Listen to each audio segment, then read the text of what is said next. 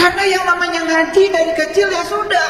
Belajar ikhfa, belajar idgham, biguna, bilaguna. Belajar itu.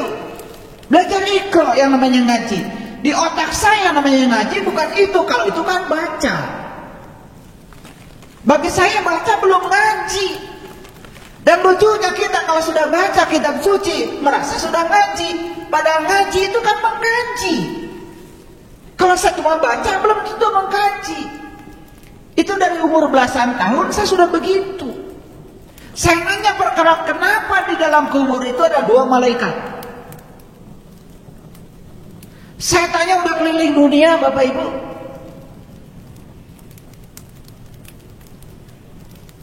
Akhirnya karena saya tidak puas, ya sudah.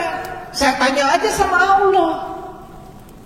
Tolong Allah kasih jawaban. Saya ingin mengerti. Dan ternyata intuisi hidup.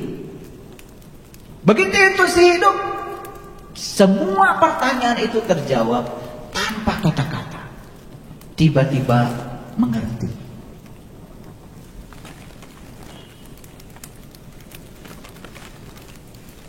Yang namanya syahadat itu kan 2. Asyhadu an la ilaha illallah wa asyhadu anna Muhammadar Rasulullah. Syahadat itu 2. Yang harus kita saksikan itu 2. Satu yang harus kita saksikan Allah, yang kedua yang harus kita saksikan Rasulnya Allah. 2 kan syahadat itu. Makanya syahadat itu adalah penyaksi menyaksikan 2. Penyaksinya 1, yang disaksikan 2, Allah dan Rasulnya.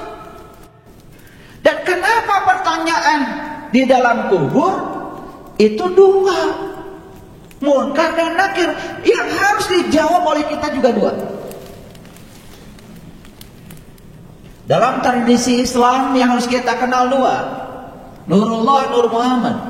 Dalam tradisi Nasrani yang harus kita kenal juga 2, Bapa dan Putra. Dalam tradisi Hindu dan Buddha yang harus kita kenal juga 2, Brahma dan Wisnu. Yang harus kita kenal dalam tradisi kejawen juga 2, Sukma Kawakas dan Sukma Sejati. Yang harus kita kenal dalam tradisi pewayangan juga 2, Batara Tunggal dan Batara Wenang. Luar biasa.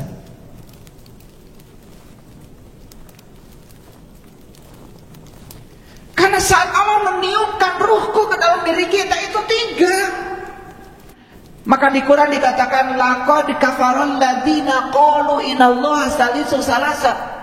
Sungguh tertutuplah orang-orang yang mengatakan bahwa Allah salah satu dari yang 3. Gak boleh salah satu, harus gumulu manunggal. 3 itu apa? Yang menyaksikan dan disaksikan. Yang menyaksikan 1, yang disaksikan 2. Makanya pertanyaan dalam kubur ini ada 2. Makanya malaikatnya ada 2. Kalian tinggal enak dengar saya bicara. Saya belasan tahun mencari jawaban ini dan saya berikan langsung di sini. Harusnya bayar. Gak usah cuma bercanda. Karena kata Rasulullah, ilmu ini jika ditawarkan kepada mereka yang tidak mencarinya, gratis saja belum tentu mau. Dan ilmu jika ditawarkan kepada mereka yang mencarinya, ditukar dengan gunung emas, dia akan mengatakan tak sebanding. Makanya ada beberapa orang yang baru dibuka mata kalbunya, kemudian bilang sama saya, tidak ada lagi kata-kata yang pantas untuk diucapkan. Kata terima kasih tidak cukup katanya untuk menyampaikan itu. Karena apa? Kebahagiaan yang luar biasa. Karena bisa menjawab pertanyaan munkar dan nakir. Apa pertanyaan munkar dan nakir? Karena terbuka. Kan itu. Man rabbuka, siapa Tuhanmu? Dan kita tidak akan bisa menjawab siapa Tuhanmu kalau kita tidak tahu siapa Rasul kita. Karena yang bisa mengantarkan kita kepada Allah itu Rasul.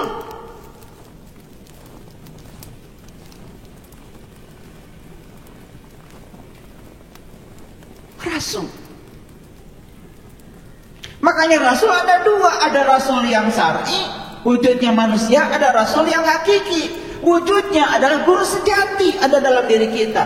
Itu adalah usul kita, itu wasilah kita, itu juru selamat kita yang akan mengantarkan kita kepada Allah. Siapa yang diantarkan? Jiwa kita. Siapa yang tuju? Allah kita. Maka di jiwa harus ketemu dengan sama jiwa. Jadi sebetulnya kita ini sedang melakukan perjalanan. Syarat untuk melakukan perjalanan jelas. Satu, harus ada jalan. Setuju? Awas, catat. Syarat untuk melakukan perjalanan satu, harus ada jalan.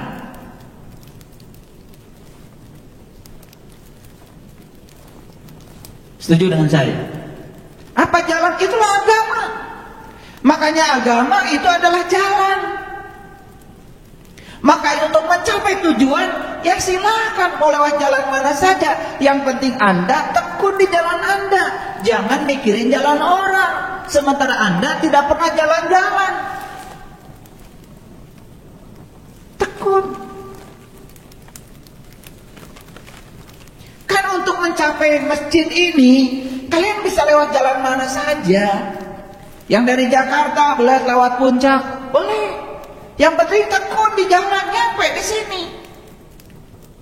Lewat Cikampek, boleh. Yang penting tekun sampai di sini. Ada dari Medan, lewat Subang juga boleh kok. Asal tekun sampai di sini. Yang tidak akan sampai itu yang suka mikirin jalan orang, merasa jalannya paling hebat, tapi dia sendiri gak kemana-mana. Itu masalahnya. Sugan kahartieu. Paham sampai di sini? Syarat pertama apa? Harus ada jalan. Yo, pinter nggak? Syarat kedua apa? Belum syarat kedua. Syarat pertama bereskan dulu. Jalannya harus bagus. Harus lebar. Betul? Jangan ada hambatan. Jangan banyak bolongnya. Paham? Syarat yang kedua, tentu saja harus ada kendaraan. Mana kendaraannya? Nih kendaraan. Kendaraan terhebat yang diciptakan semesta untuk kita jalan-jalan mengantarkan sang jiwa kepada Allah adalah tubuh. Ini tubuh. Keren. Temukan rahasia tubuh. Makanya di Quran ada doa, ya Allah terima kasih Engkau telah mengajarkan bagaimana cara Engkau untuk mengendarai tubuh ini. Subhanalladzi syahara lana hada wa ma kunna lahu muqrinin wa inna ila rabbina lamunqalibun. Itu doa diucapkan kalau kita sudah bisa menggunakan kendaraan, bukan bis, bukan Innova, bukan BMW, bukan itu. Kendaraan yang diciptakan semesta adalah ini. Bisa nggak kalian menggunakan ini? Kalau sudah bisa menggunakan kendaraan ini, baru mengucapkan itu.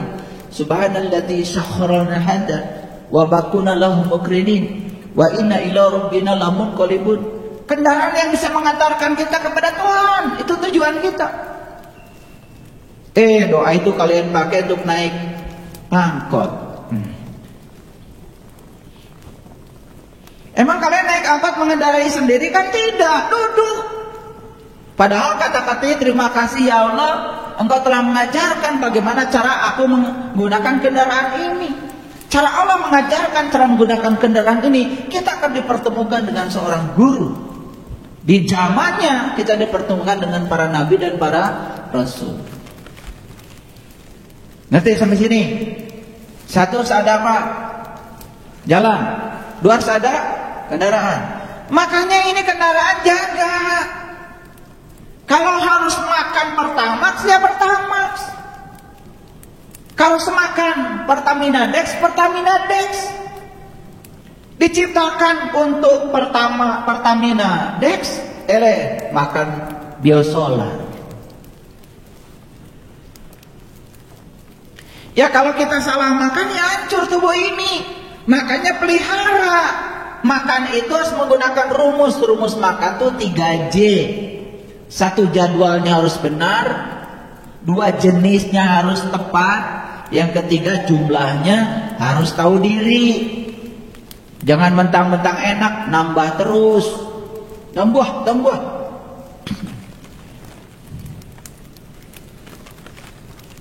Gitu. Sudah ngambil 1 kil gede, masih nambah keneh, cantur apa can eureun. Bagaimana? Kan sepertiga harus air, sepertiga baru padat, sepertiga udara, supaya tubuh ini jadi kelihatan ideal. Ya, murid saya nggak boleh tubuhnya gendut. Maaf ya.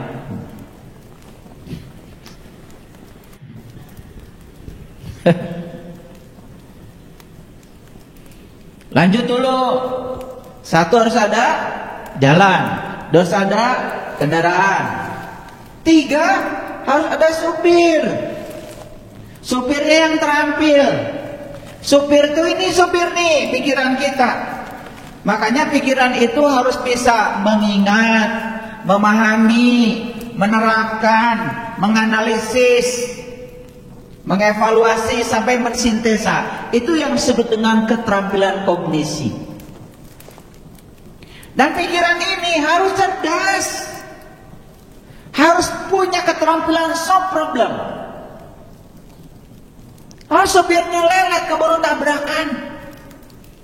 Makanya kenapa kita banyak tabrakan? Lelet. Cukup nggak supir? Nggak cukup. Ya jelas dong, kalau kita mau jalan-jalan harus ada apa? Harus ada jalan, harus ada kendaraan, harus ada supir.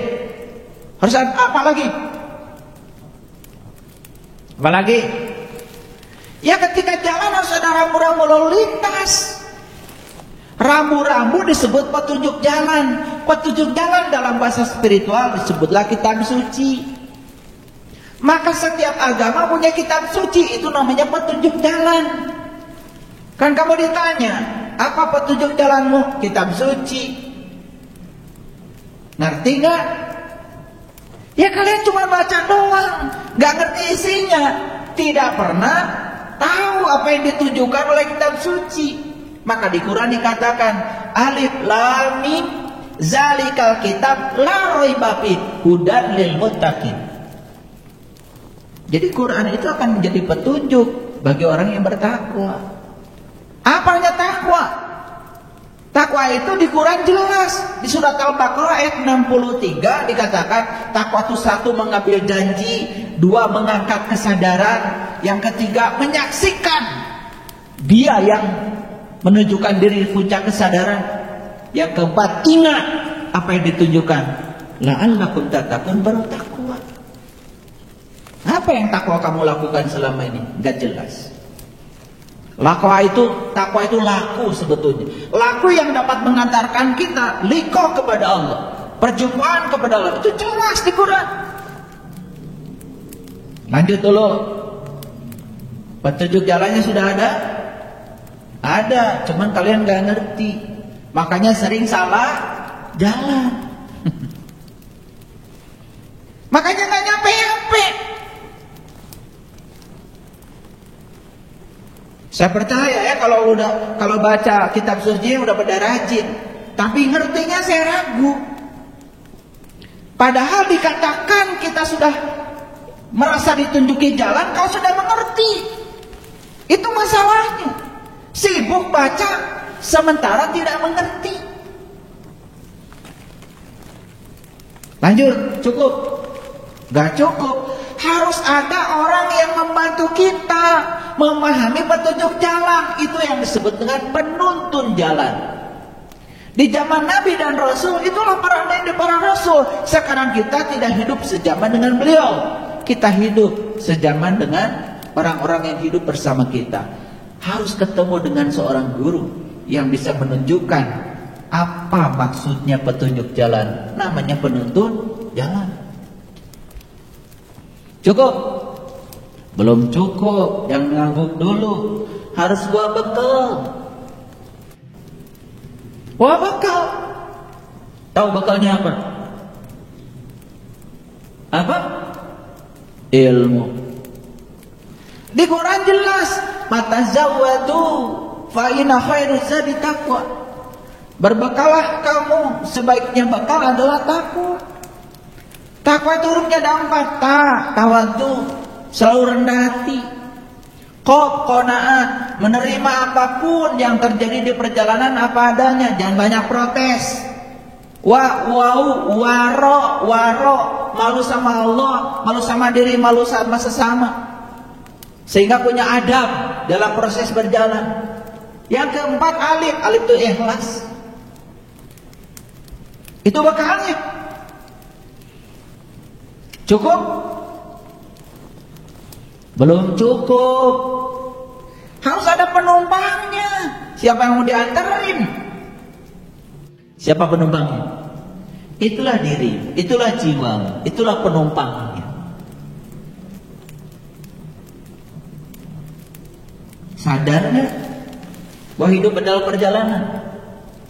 Kalau sadar hidup adalah perjalanan, berarti kita harus mencapai tujuan. Tujuan kita mengembalikan sang jiwa yang berasal dari Allah kepada sang maha jiwa untuk memenuhi ayat inna lillahi wa inna ilaihi raji'un. Gitu.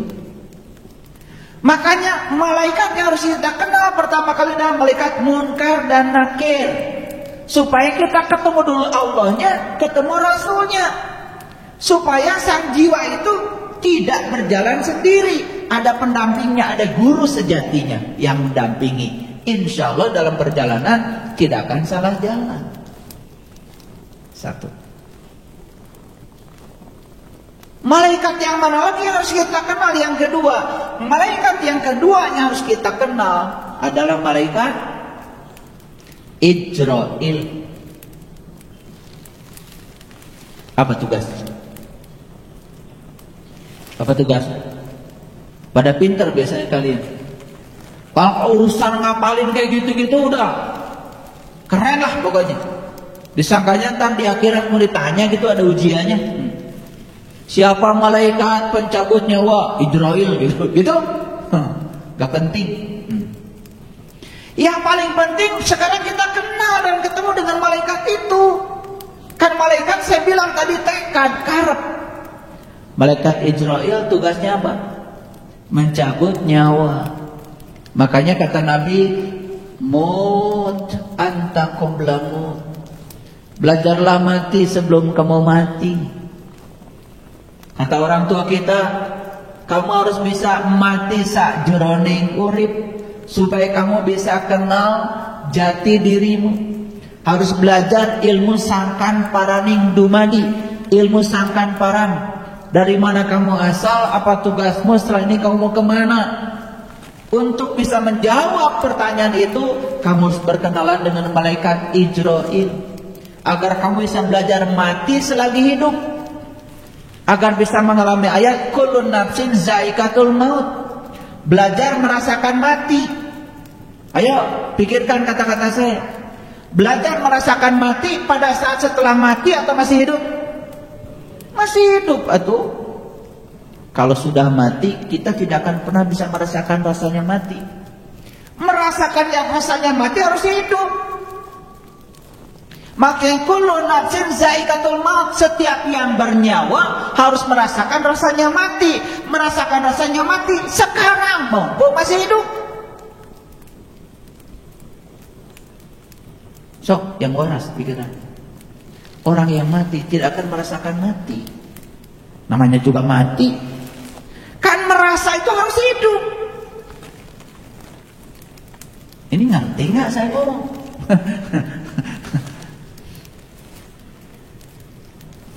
Makanya berkenalan dengan malaikat yang kedua, namanya malaikat Ijrail, supaya kita belajar mati sakjroning urip, supaya kita belajar untuk mematikan diri.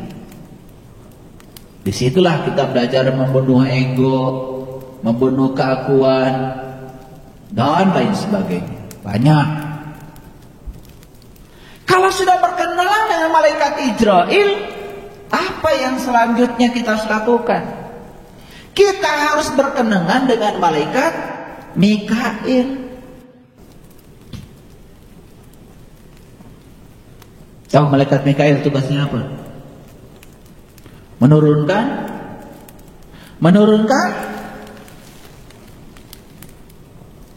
rezeki. Apa sih rezeki yang paling besar, yang paling agung apa? Duit? Harta gitu? Ya Allah. Jangan cari uang, cari yang punya uang. Jangan cari rumahnya, cari yang punya rumah. Li ilafi Quraisy ilafihim rihlata sitai wasaif falyabudu rabb hadzal bait. Jangan sembah rumahnya, sembah yang punya rumah. Jangan cari uangnya, cari yang punya uang. Kalau kamu cari yang punya uang, kamu akan dapat dua, dapat yang punya uang dan dapat uang. Kalau kamu cari uang, uang itu hanya bayangan kamu, uangnya nggak dapat, yang punya uang juga tidak kamu dapat. Makanya dalam hidup cuma dua, dapat dua-duanya atau nggak dapat dua-duanya. Lanjut. Jadi yang ketiga apa? Malaikat Mikail. Siapa malaikat Mikail? Yang menurunkan rezeki, betul.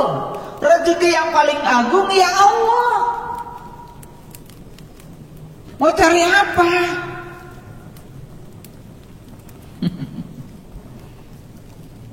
Mau cari apa?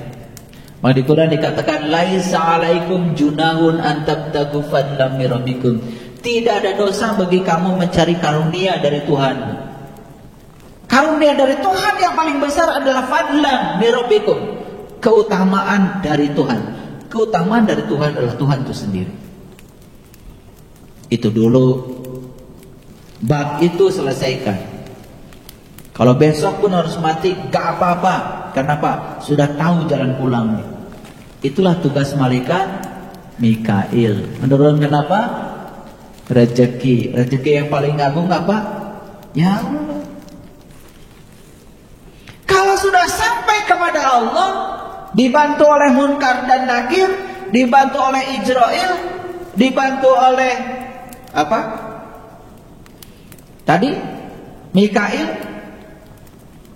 Maka kita pun akan menjadi mudah berkenalan dengan malaikat Israfil. Siapa Israfil? Yang meniup sangkakala. Tandanya apa sangkakala ditiup? Tandanya kiamat, tandanya bangkit. Maka kamu akan mengalami hari kebangkitan. Bangkitnya apa? Bangkitnya kesadaran. Indah ya? Sudah berapa malaikat? Munkar Nakir sudah. Ya toh? Israel sudah. Mikail sudah. Israfil sudah. Udah berapa? 5 tuh. Munkar Nakir kan 2. Israel 1. Mikail 1, Israfil 1, 5 ya. Jangan korupsi. Udah 5 tuh. Kan 8 semuanya. Oke. Nah kalau sudah sampai di Israfil, sudah kiamat, sudah mengalami kebangkitan kesadaran, sudah tahu jati diri, sudah tahu dari mana asal, kemana harus pulang. Di situ kita akan menemukan kedamaian yang luar biasa. Masuklah kita kepada malaikat Jibril. Siapa Jibril yang menurunkan wahyu? Wahyu itu adalah getaran-getaran ilahi.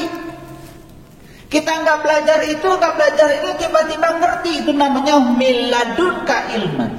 Itu yang namanya ilmu laduni. Pintar tanpa belajar, cerdas tanpa berlatih. Makanya kalau ketika saya sedang memberikan BMK, kalian perhatikan. Nanti kalau kalian sudah menyaksikan pusat semesta pada diri kalian sendiri.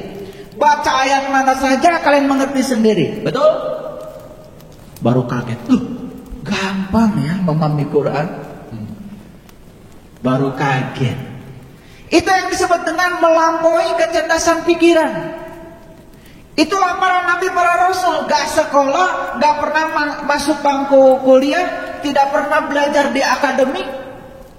Tapi beliau itu adalah bisa menguasai ilmu apa saja. Itulah pentingnya anak-anak kita harus belajar ilmu yang benar.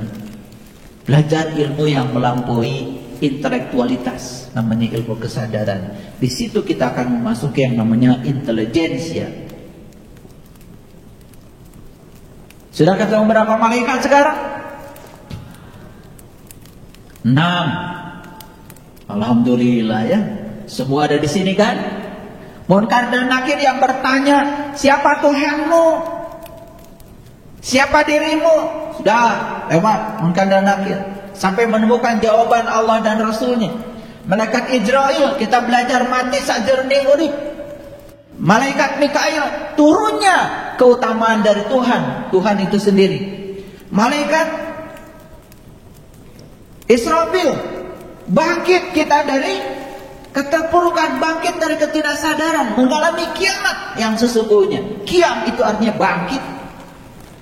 Masuklah kita fase berikutnya, malaikat Jibril. Pintar tanpa belajar, cerdas tanpa berlatih. Masih ada 2 lagi. Malaikat siapa?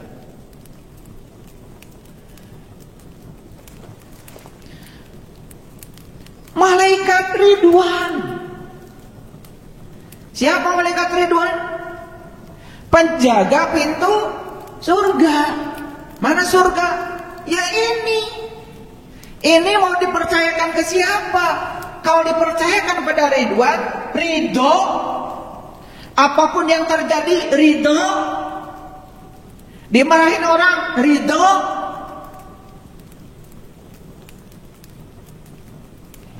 Duit banyak, ridho. Kehilangan duit, ridho. Karena itu punya Allah, tidak pernah merasa kehilangan sesuatu yang bukan milik kita. Hidupnya sudah ridho. Apapun yang terjadi, menerima apa adanya, bukan ada apanya. Itulah tubuh ini sudah dijaga malah Ridwan, penjaga surga. Jadi surga nggak ini?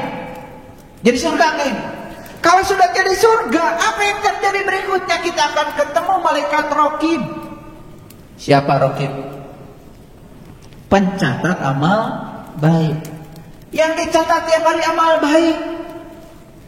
Bicara menyenangkan. Punya uang